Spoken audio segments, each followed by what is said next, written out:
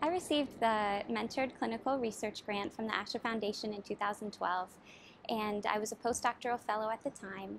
It funded an investigation of swallowing efficiency in Parkinson's disease and also funded a pilot study exploring the effects of a treatment using exercise-based swallowing exercises that uses biofeedback of lingual pressures to treat dysphagia in Parkinson's.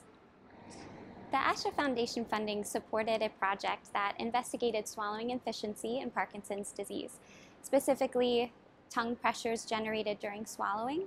And it also funded a pilot study exploring the treatment effects of exercise-based swallowing therapy using biofeedback of tongue pressures to treat dysphagia in Parkinson's.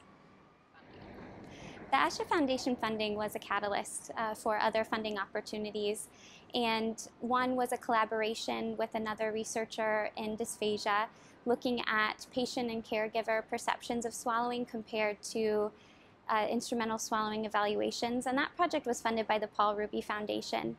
And then the experience of writing and conducting the ASHFoundation study, along with participating in the Lessons for Success program, both were essential in obtaining a national clinical research grant from the American Heart Association.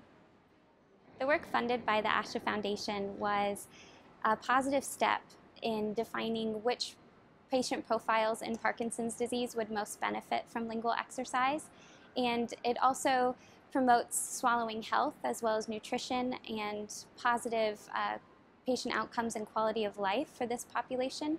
So approximately 90% of persons with Parkinson's disease will have swallowing impairments throughout the course of the disease, and efficacious treatments such as this one and others in the field are hoping to promote nutrition and health for this population.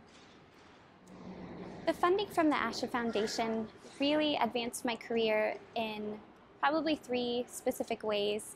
It provided mentorship.